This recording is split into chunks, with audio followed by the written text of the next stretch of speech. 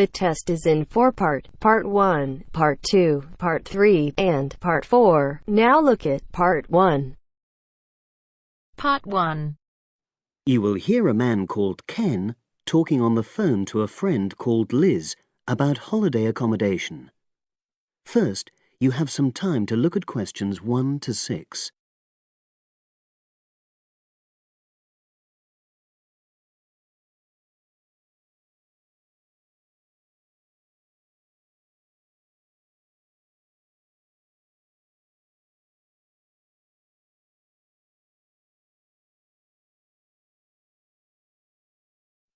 Now we shall begin.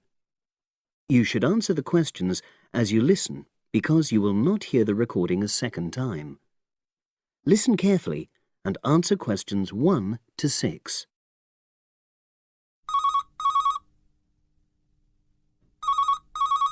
Hello. Hi Liz, it's Ken here. Hi, Ken. Nice to hear from you. Are you... This is just a quick call, but Mary and I have just been talking about our summer holiday. We haven't booked a place yet, and we've left it a bit late. We were just wondering if you know of any holiday rentals in your area. It's so nice there. Well, yes. I can think of 2 or 3 places that are very nice. What dates have you got in mind? The 10th of July to the 22nd of July. Oh, yes. That is quite soon, isn't it? Well, there's a place near here called Moonfleet. Is that MOONFLEET? That's right. It's quite a rural location, and it's next to the owner's house, but it's got fields all around it, so it's very pretty. Sounds okay. Can you tell me a bit more about it?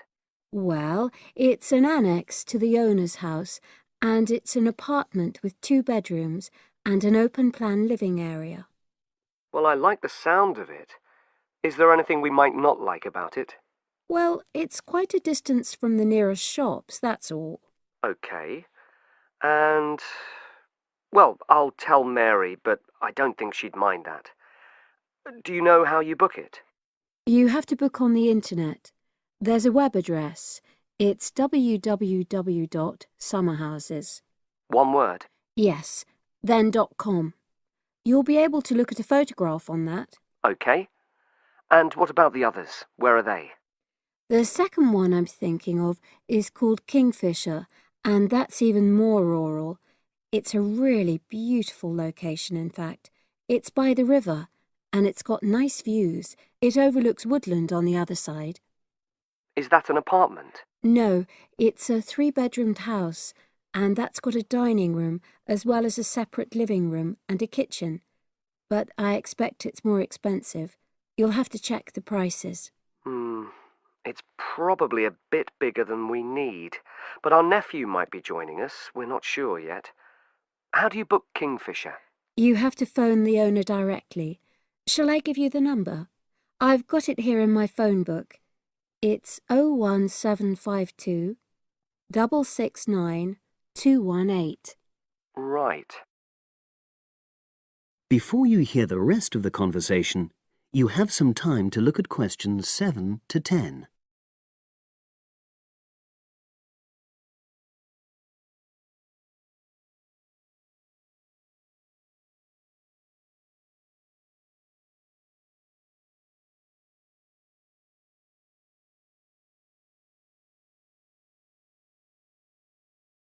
Now listen and answer questions 7 to 10. And you mentioned a third place? Yes, there's a house that my sister stayed in last year. It's called Sunnybanks. Nice name. And the location of that one is rather different. It's in the centre of a village, but it's a very small and quaint place. Did your sister like it? Oh, yes. It's by the sea, so her children really loved it. What's the accommodation like? I'm not sure about the number of rooms, because I haven't been in it myself, but I think she said it's quite spacious, and I know it's got its own garden. It's not very big, but it's not shared with anyone else, and it's supposed to be very pretty. Any snags? Problems? The only other thing I can think of is that there's nowhere for parking. The streets are too narrow, so you have to leave your car somewhere else and then walk to the house. It's only about 10 minutes away, but... OK. Well, I don't think it matters personally. How do you book it? There's an agent you have to contact. I don't know his details, but I can ask my sister and let you know tomorrow. Thanks, Liz. That'd be great. I'll talk to Mary and see what she says. Thanks for your help. That's okay, Ken. I'll speak to you again tomorrow. I hope you find what you're looking for. That is the end of part 1. You now have half a minute to check your answers.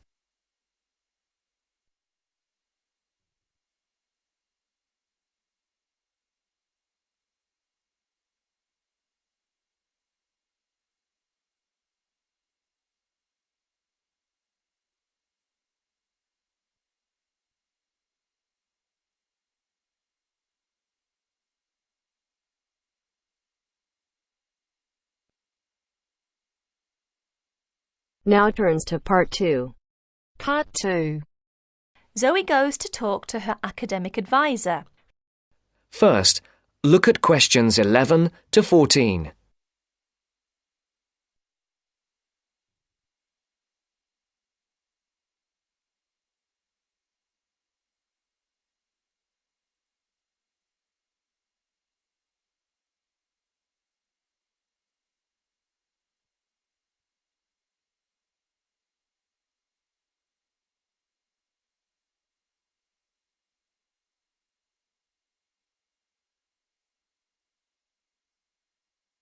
Listen carefully. How are you getting on, Zoe? Feeling at home yet?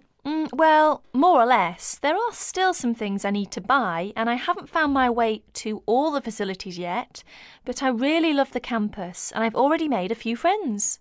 Fantastic.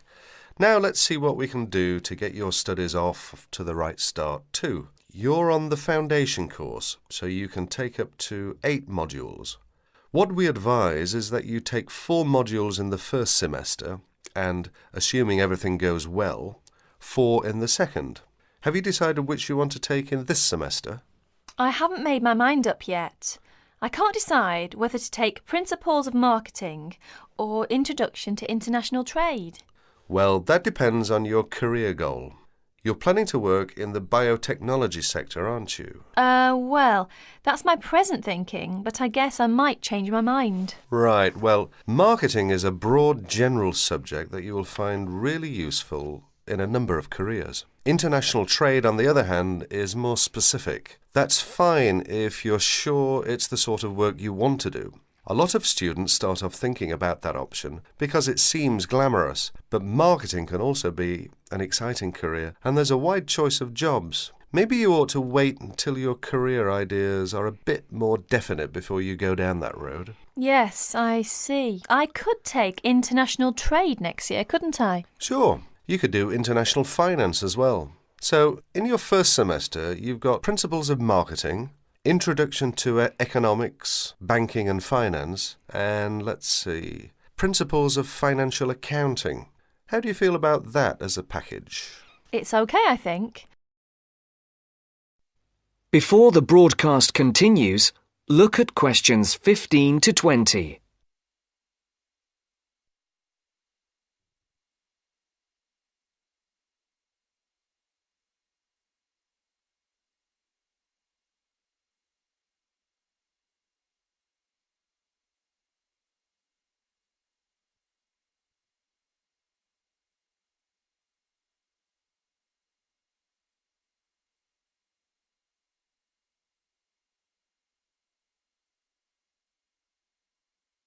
You will now listen to the second part of the talk.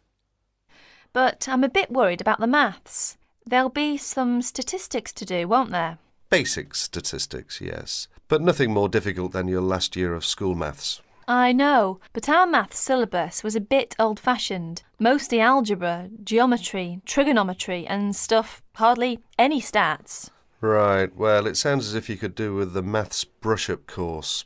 Can I arrange for you to attend just the classes on statistics, if you like? That'd be great. I didn't want to do the whole of maths again, but the stats classes would make me feel much more confident, thanks. Hang on a minute, there's one more thing. Your English. Now, you know you have to reach a satisfactory standard in English by the end of your first year to be allowed to go on to the main BSc course. Yeah, now I'm in an English-speaking environment and I have to speak English all the time. I'm sure I'll be all right. It certainly helps, but speaking isn't everything. You'll have to get your reading up to the standards where you can understand the books on your course reading list quickly. To get the information and ideas, you need to write your essays. That means you have to develop a high level of comprehension skills. You'll never get through the course material if you try to read the books intensively from cover to cover. That's why our language skills development program gives you a series of graded academic texts to study and answer questions on a limited time. You'll probably find it hard at first, having to work against the clock without a dictionary. How can I improve my skimming and scanning skills? Good question. For that, you'll have to do a range of specially designed exercises. Sometimes these will be from a transparency, because it is often how the lecture material is presented. Sometimes I think I'll never learn all the vocabulary. English is such an enormous language. I know what you mean. English is the biggest language ever, at least 350,000 words. Even Winston Churchill only knew 60,000, so they say. But as an academic student, you can get a lot of help from the academic word list by Avril Coxhead of Victoria University. That's in Wellington, New Zealand. I've studied word lists, of course, but how does this one help? The academic word list is based on a survey of 3.5 million words of academic text. It contains 570 families of the words most commonly found in academic texts. Well, that's apart from the 2,000 most useful words in English. They come in a separate list. You can see copies of both in the library. You said word families. Do you mean words that are similar? In a way, yes. It means that all the different grammatical forms of a word are listed together, so you can see the nouns, verbs, adjectives, forms with prefixes and suffixes and so forth. It'll be clearer when you look at it. Anyway, Avril Coxhead gives you really great hints about how to learn the words, so it shouldn't be too daunting.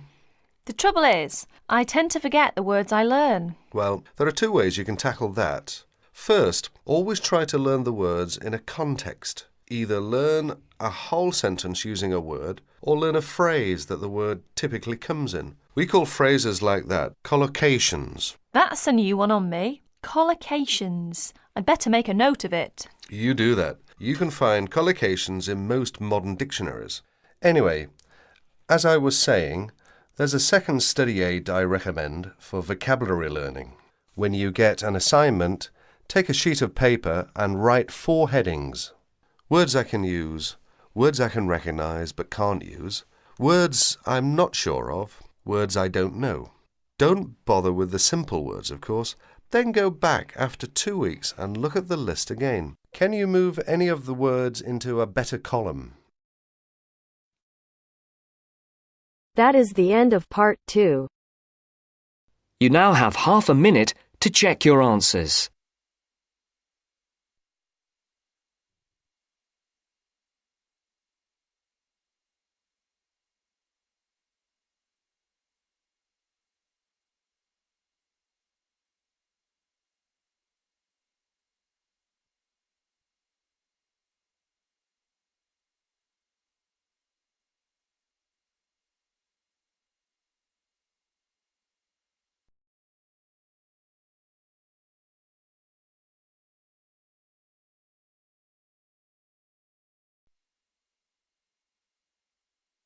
Now turns to part 3. Part 3. The next important development in how history is recorded came with print. First, you have some time to look at questions 21 to 25.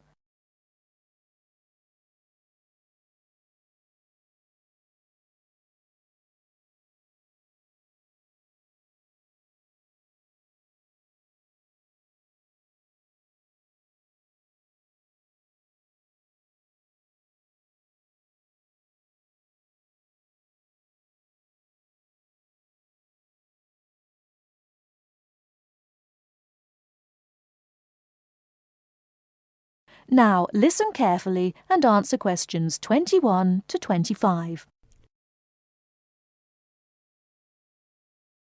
The next important development in how history is recorded came with print.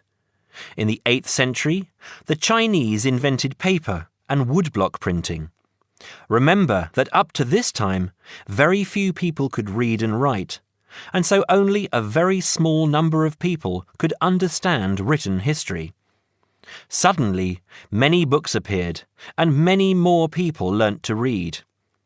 In the 14th century, the first printing press was invented in Germany. This reduced how long it took to produce books.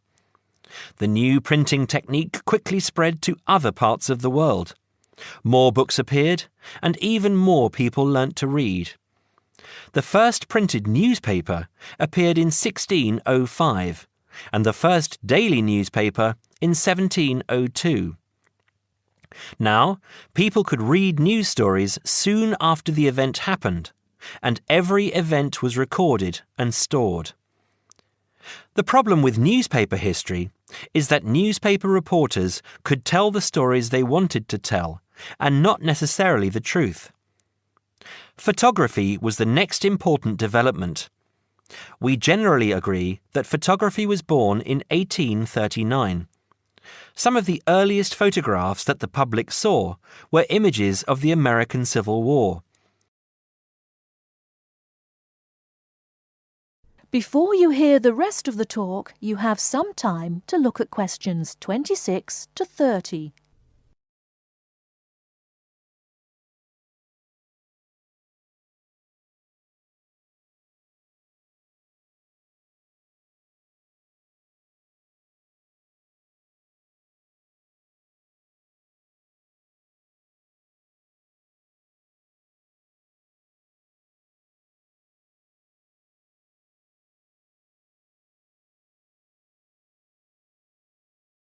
Now listen and answer questions 26 to 30.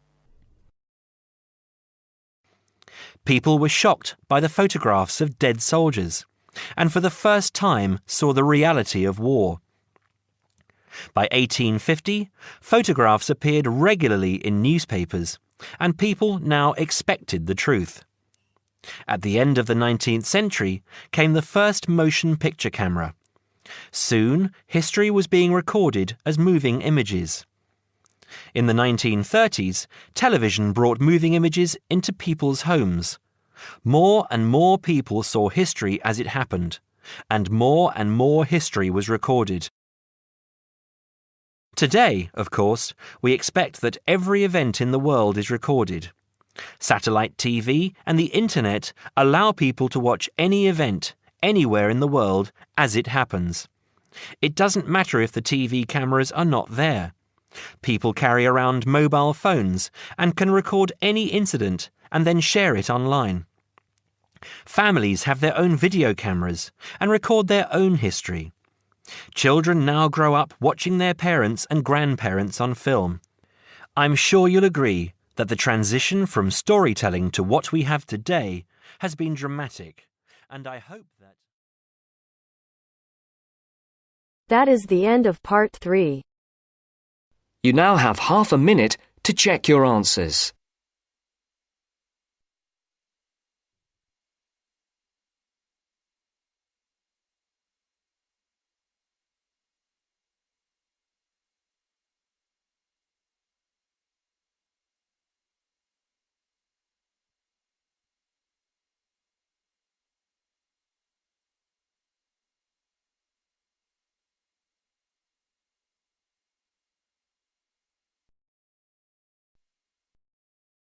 Now turns to part 4.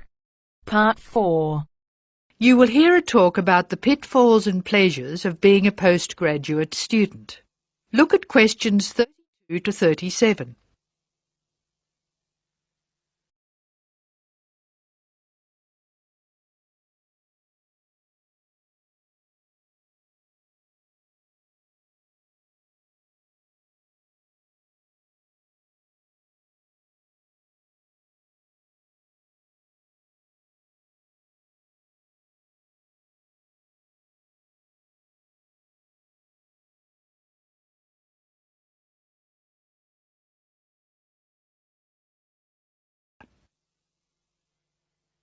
Postgraduates are about as easy to define as catching steam in a bucket.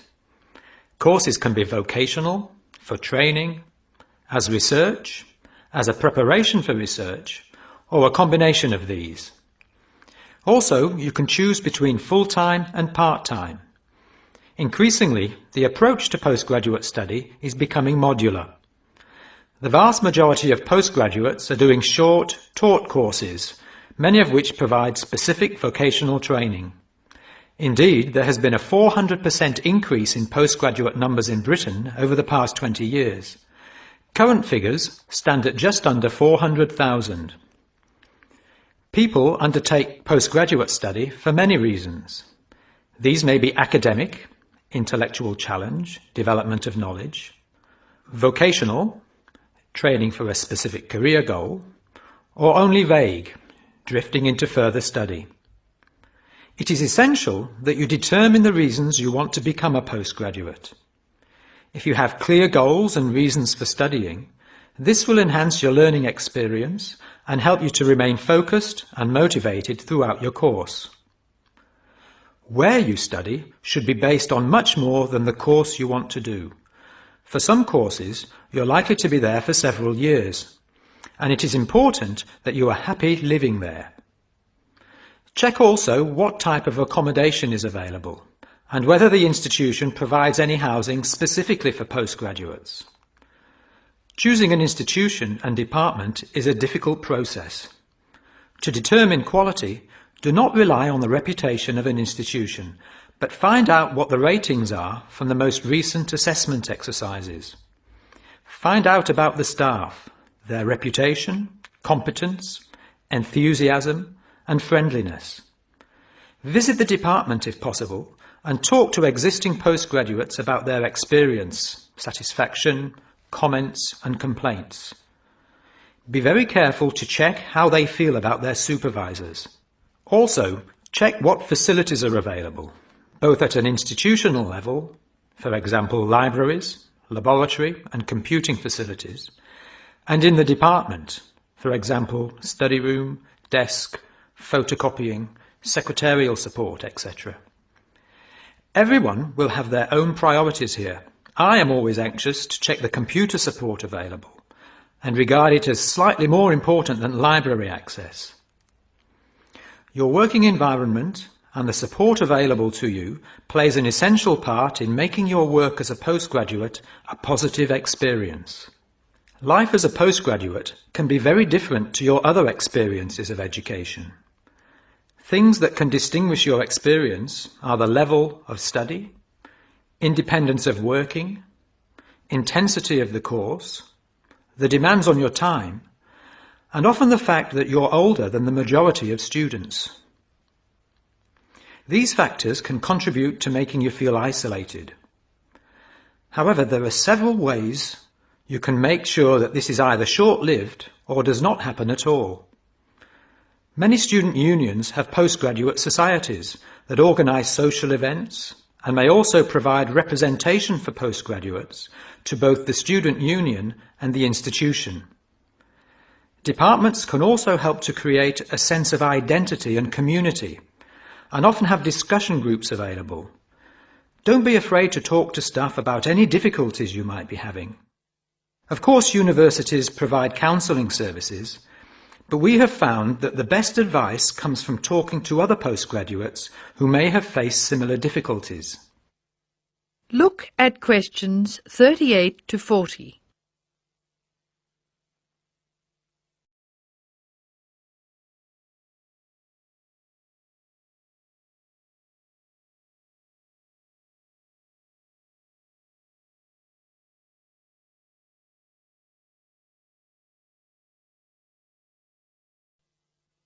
Financial planning is essential, since the government excludes postgraduates from student loans, and it can be difficult to maintain your student status with banks.